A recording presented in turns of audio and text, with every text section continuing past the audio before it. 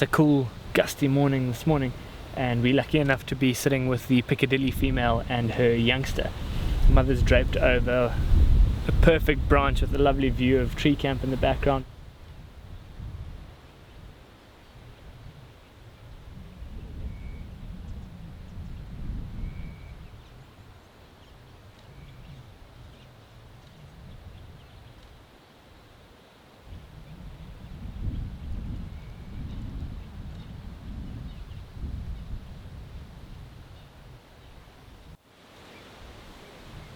So I'm sure with a pair of binoculars you'll be able to see across here and hopefully see at least one of the leopards.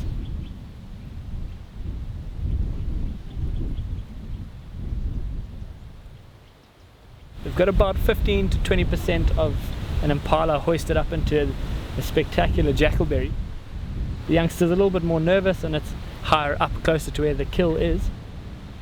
Spectacular scene to see them draped over the branches like this.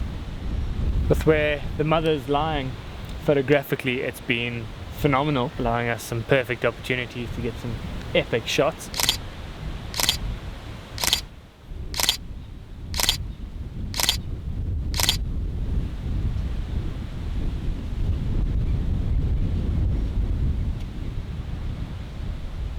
There's a couple of hyenas around as well. They were hoping for any of the scraps of the kill to fall down, so doesn't look like they've had any luck just yet. Kill's stashed quite safely up in the tree over one of the bigger branches, but with the cub feeding on it, often they can be a little bit more reckless and the chances of them dropping the kill is higher. Therefore then the hyenas get a bit lucky and cash in on a free meal. So with there still being a fair amount of meat left on the carcass, I'm sure they'll be around here for at least the rest of today, if not this evening and tomorrow. Getting quite cold and windy, so we're going to head back to camp.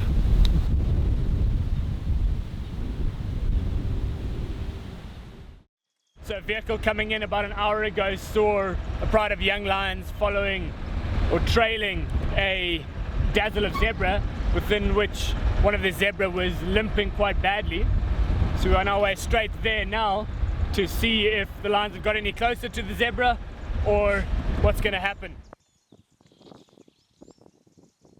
We've just got down to the Mhangeni Pride. They all appear to be sleeping and resting. The zebra are very far away in the distance, so the one that was limping has obviously managed to get itself away. Even though they're in the distance, we can still hear them calling a lot, and every time they do, the lions lift their heads up and look pretty intently in that direction.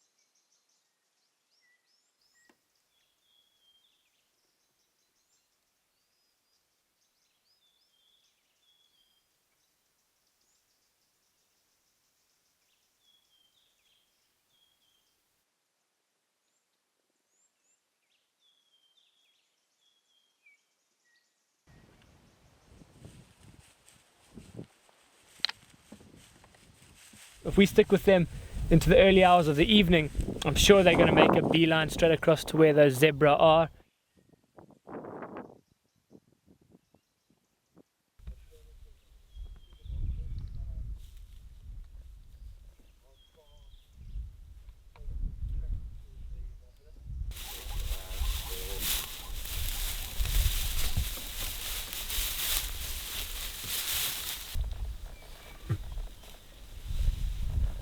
Appears as though the Mhangeni Pride are now down to just the 2 cubs. They've lost another one, which is tragic news, but I guess these things are almost expected now that the Ottawa male is no longer around and they don't have that dominant male over the pride.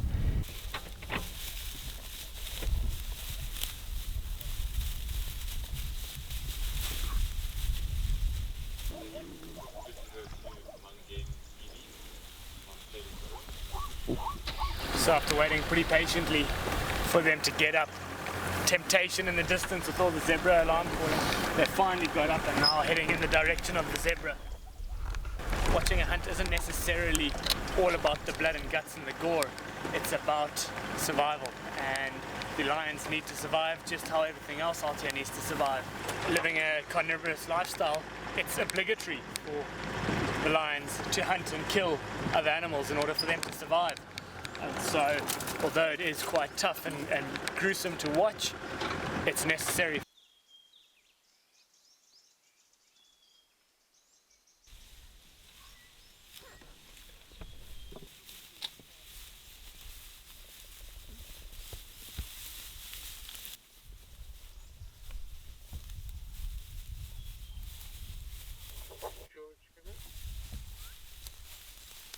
The lines have come out into a pretty open area. It's a patch that has been burnt by a controlled burn a couple of weeks ago. This has drawn in a lot of zebra. There's fresh green shoots coming through. The zebra absolutely love that. Now the lions have seen the zebra. It's approximately 100 meters between where the lions are and where the zebra are. So we've separated ourselves away. We've come off to the side here as to not impact anything. And now it's a bit of a patience game, so we're just going to sit and wait and see what plays out here. Zebra are pretty powerful, and the kick of a stallion is enough to kill a lion, so they're going to be very careful. They're going to scan and try and isolate or pick out which is the weakest, smallest or the easiest target. So as it's now getting dark, we can no longer see the zebra or the lions.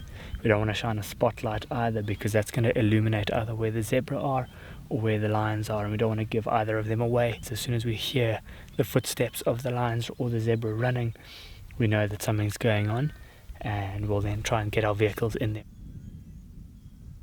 So after waiting for quite a significant amount of time, the zebra have moved off and the lions have then got up and started walking.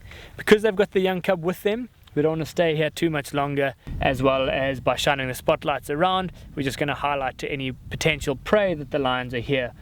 So my gut feeling says let's leave them hunting and let's start heading back to camp.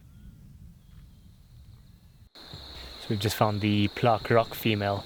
It's quite ironic because she's at a very significant place on Londolozi, known as Plaque Rock.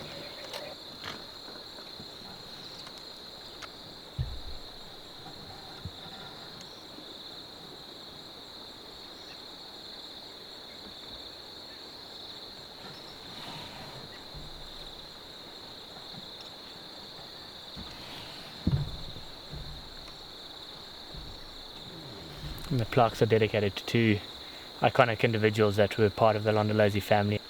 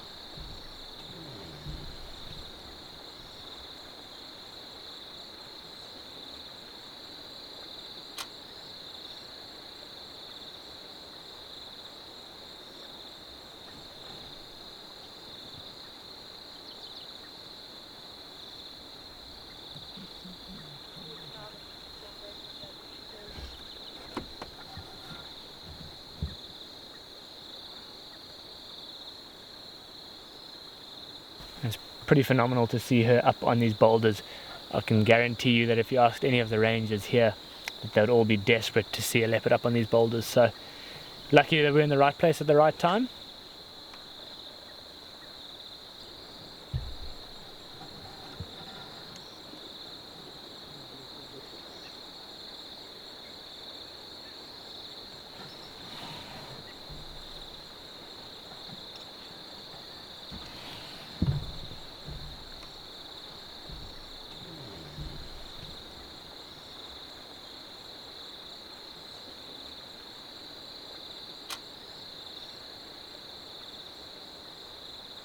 But very brief sighting we've had of her before she's gone on north of the watercourse, so we're not able to follow her here, but I don't think we really need to do anything further after that incredible view.